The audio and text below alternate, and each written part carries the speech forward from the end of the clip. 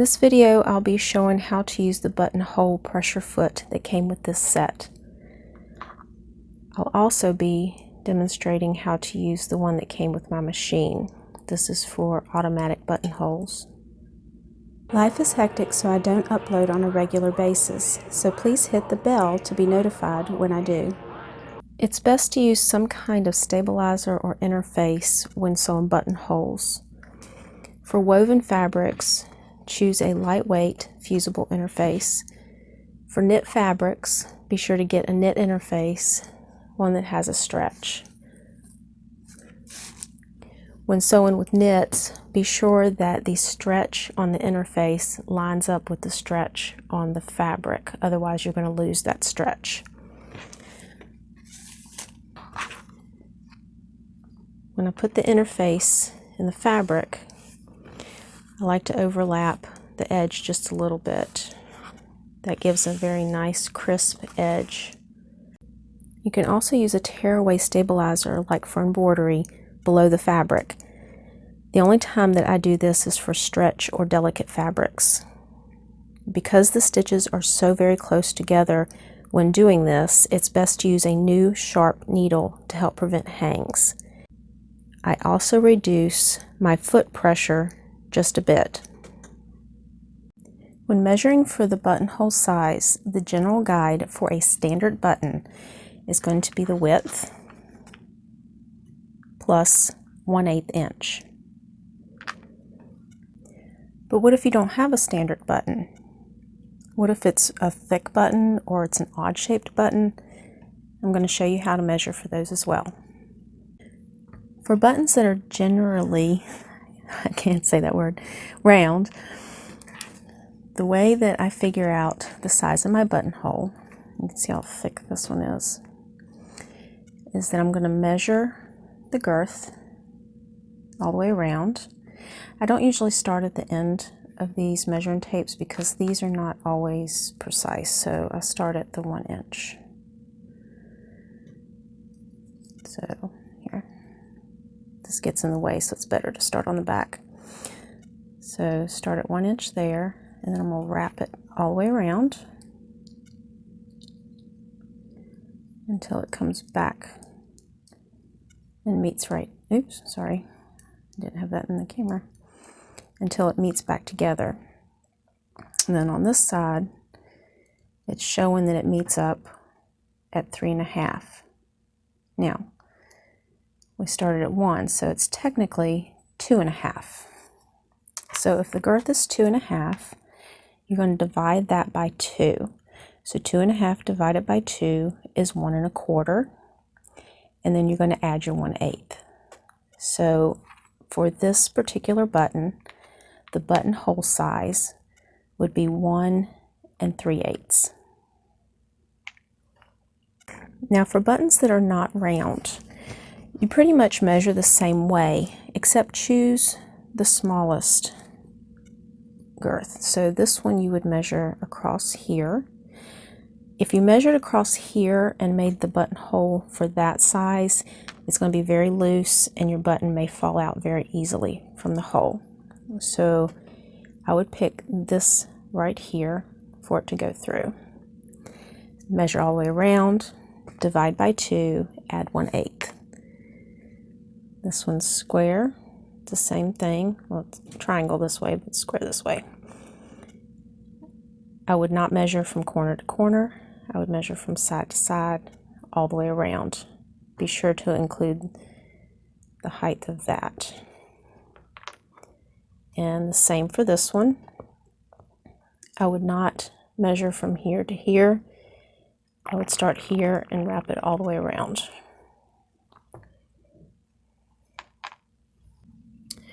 Okay, so for this button, we measured it as 1 inch.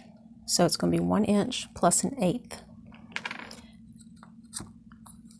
I'm going to make several buttonholes along this since I'm going to be showing several different techniques. For the first one, if I want my buttonhole to start here,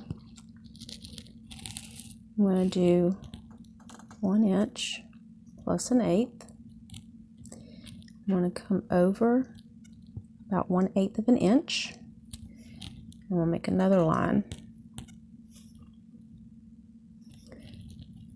This is going to be for the manual in case you do not have a program on your machine for buttonholes.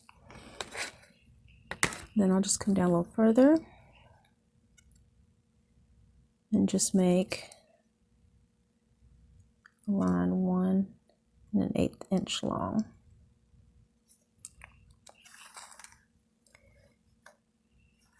And then I'm just going to put a dot here, and you'll see why later. That's for one of the techniques. Most sewing machines nowadays have some kind of buttonhole automatic program already in it. The one on this machine is found under this button, and that's highlighted. So I'm going to press OK. And I've already scrolled down to it, but you can see which level it's on. So these are the buttonhole programs, and here's some more options, and then there's one right there. So this machine actually has several options. I usually use this one. A lot of times for jeans and heavy use, you're going to have the one that's got the curve in the bottom. Some machines, especially the older machines, do not have these buttonhole programs already in their machine. So I'm also going to demonstrate how to do it manually if you don't have a buttonhole foot and if you don't have a buttonhole program in your machine. Okay, so now I'm going to show how to make the buttonholes manually. I'm using a regular pressure foot, but I'm using one that's got a clear front so that I can easily see where the needle is going. I'm going to put my machine on a center straight stitch, 2.5.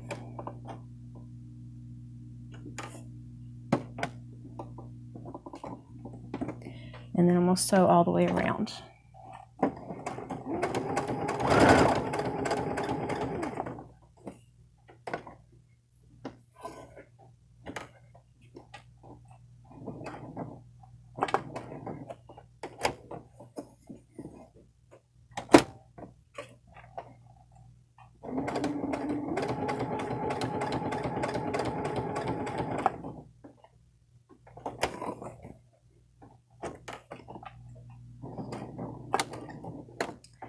Okay, I'm back to the beginning.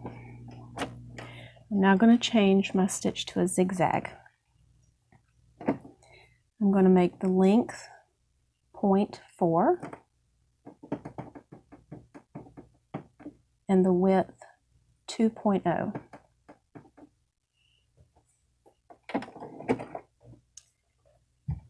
Make sure it's centered on that line, and then I'm just going to follow that line.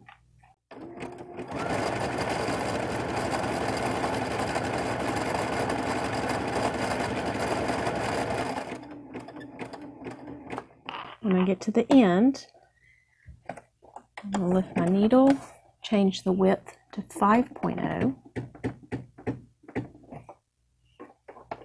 Make sure that you might have to adjust it to get it in the center, and then do a bar tack across the end.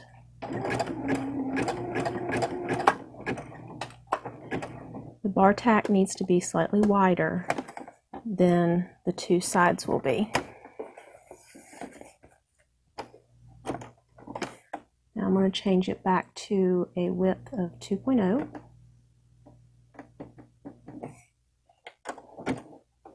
With my needle and recenter.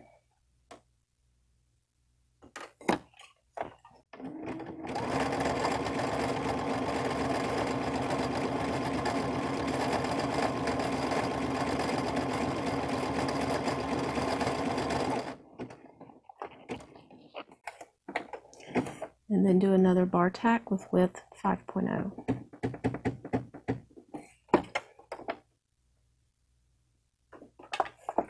I recentered this.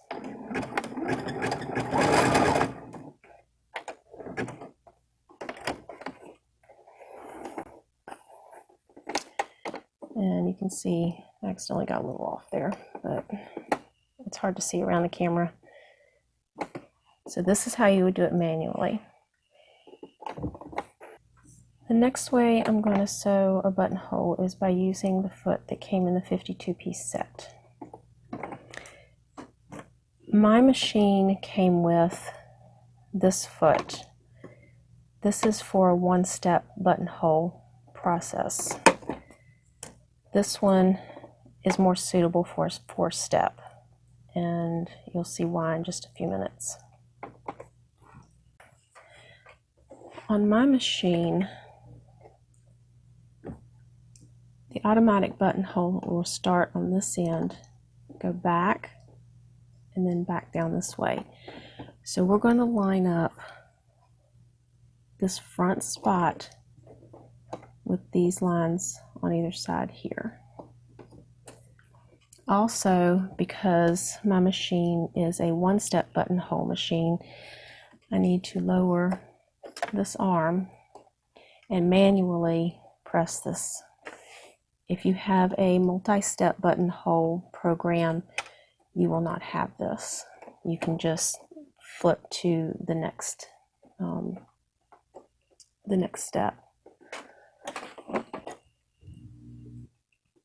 So I'm going to line that up.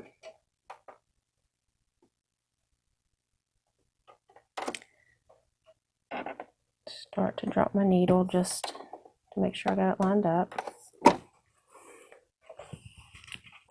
And then start sewing.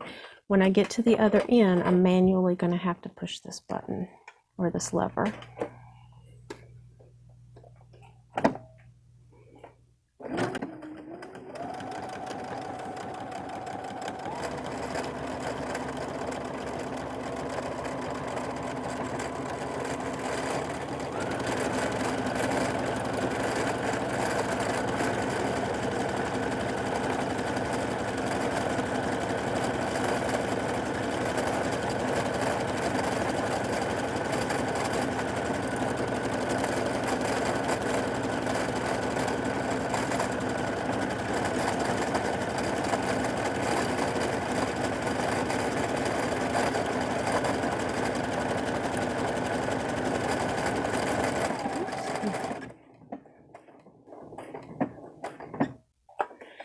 I don't really like doing it that way. I like it when it's automatic, but it can be done.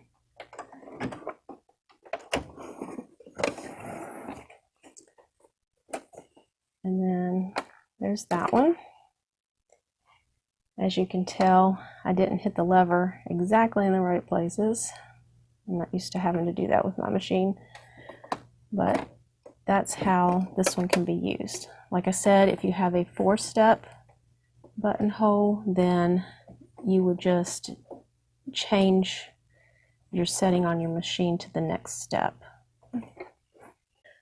Okay, and now I'm going to show you how to use the one that came with my machine. This is for one step. The button I want to use, I'm just going to open this and place it in here. But remember, we want it to add 1/8 of an inch. So this one, you can close it and it automatically will do that, but I usually like to give at least a little bit of a space, just because I don't like mine being super tight. And you just leave that in there.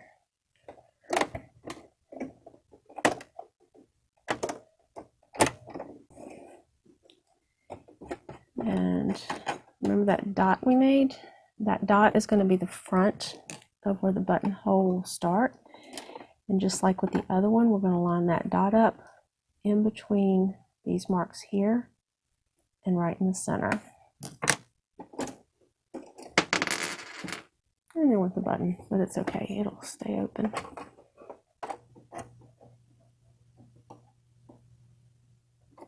Make sure that the foot is pressed all the way back, or it will change your length. And then I'm going to drop my lever. You couldn't see it. I'll show you. And the lever's up on my machine, and I've got it set for buttonhole. Even though the foot is down, it's telling me it can't sew yet. As soon as I bring the foot down, or the lever down, now it's telling me I can sew.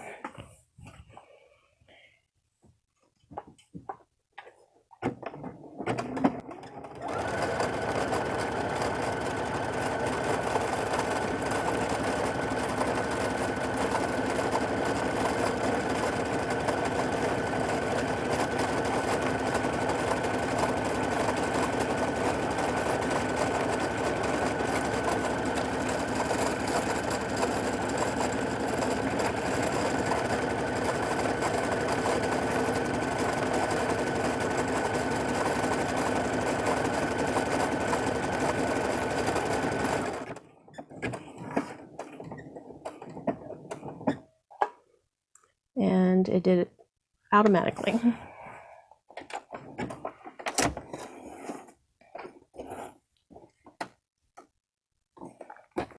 Now when opening this hole up, you take a pin,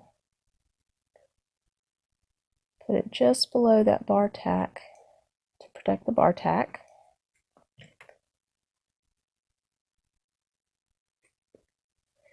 Don't hurt yourself doing this.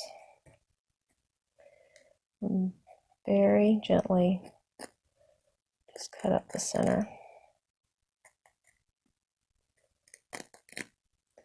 That pin stops you from hurting that bar tack.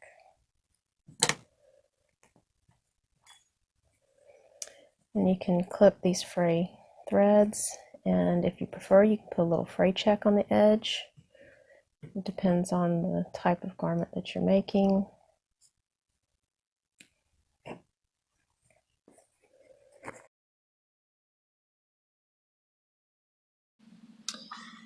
Here's how it looks after it's been ironed.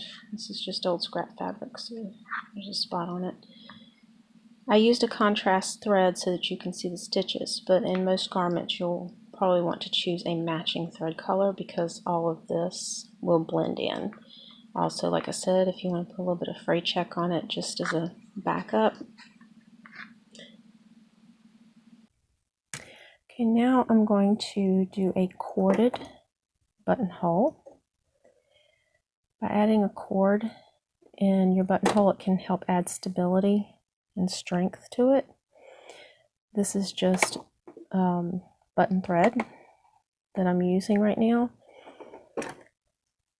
On my foot you can see that there's a little tab, so I'm going to hook that. Be sure that these are kept straight. Turn it over. It's kept straight all the way down, and then it's going to go into these front two tabs here.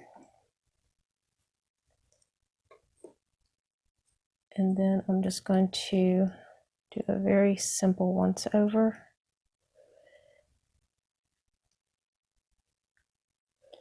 Trying to do this in midair.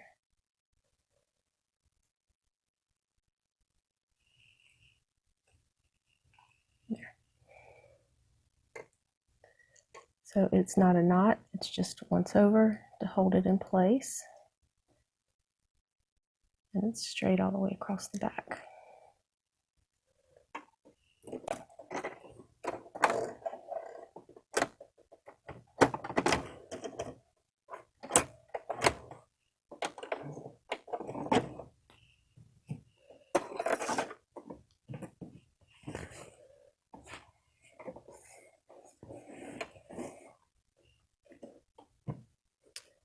Get this out of the way.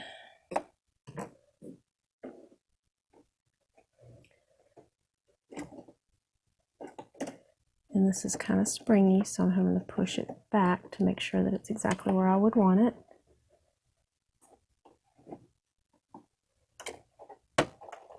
Set it in place. Get these out of the way.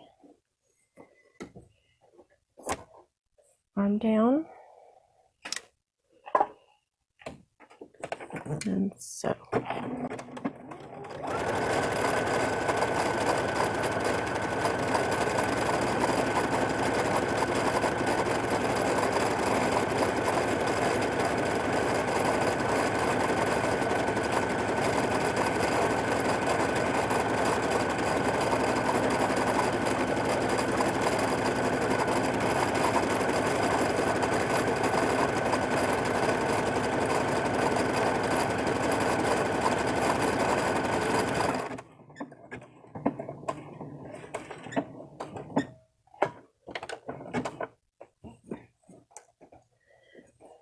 loosen this. Don't forget to loosen it in the back.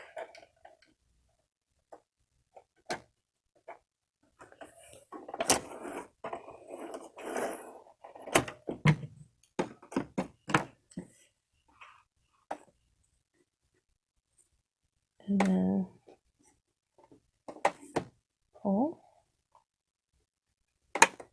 Not too tight or it'll pucker. And then these two ends of the cord, you'll pull to the back, the underside, and then tie them in a knot. And then that's your corded buttonhole. When hand stitching buttonholes, you've got several personal preferences to choose from. One, whether or not you want to use interfacing. For me, it depends on the fabric.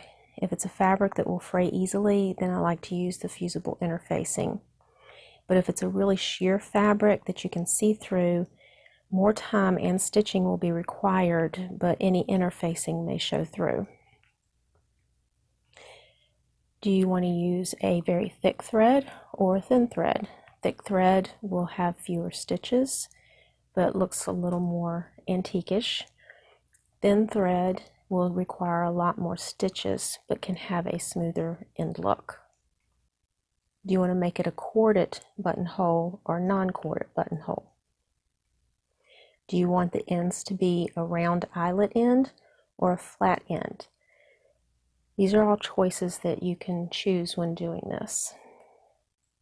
I suggest to use a very thin, sharp needle with the smallest eye possible that your thread will fit through.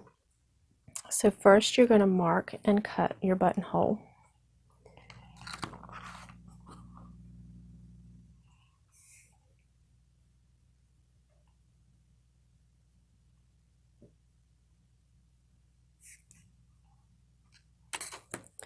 Do not use a seam ripper to cut this open unless it's an extremely sharp one, because pulling this fabric will actually distort the buttonhole.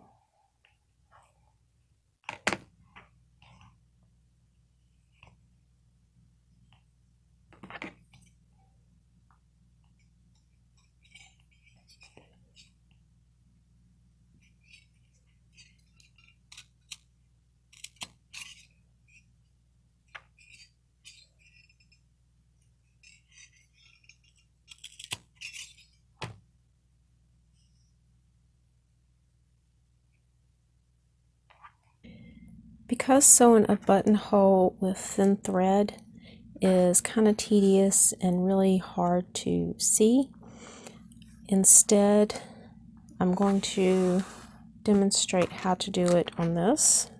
It's a lot wider weave and a thicker thread, so I can demonstrate the technique on this, and then when I'm done I will come back and show what this looks like. Okay, this method is more historical way of doing hand sewn buttons. I'm using this very large fabric so that you can see more easily. So go through.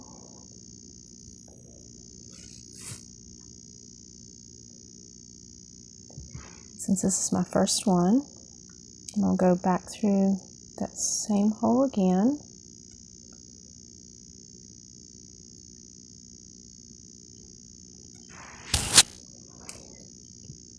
This thread right here, I'm going to go under, under, and over, pull,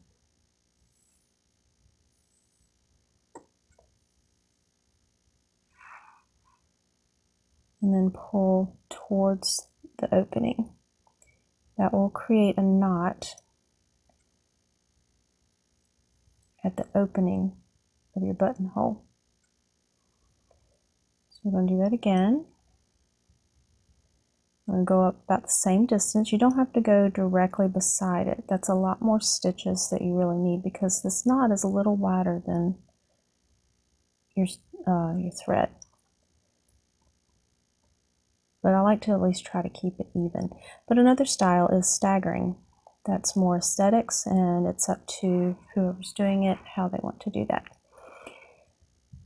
So again, I put the needle up through the fabric. This end that had the knot, it's going to go under the needle, under the top, and around. And then I'm going to gently pull it down towards the opening.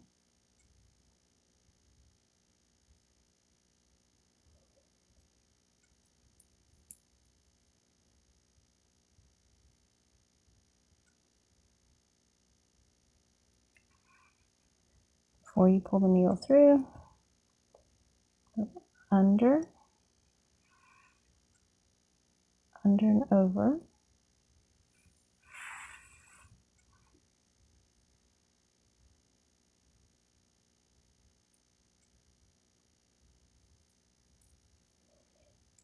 You don't want to pull it too tight because it will cause it to pucker.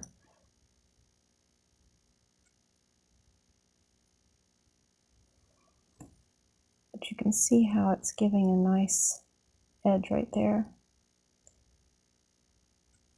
I'll do one more.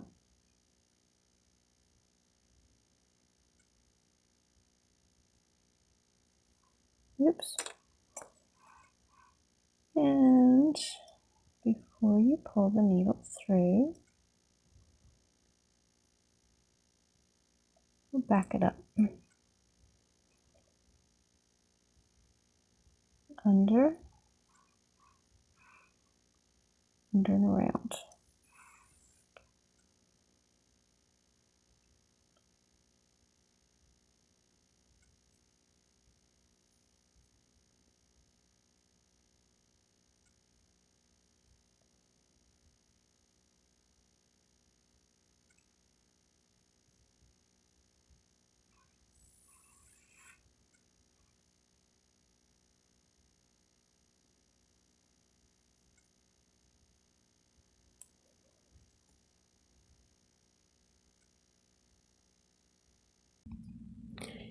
For this example, I used two different threads, a thin thread and an embroidery thread.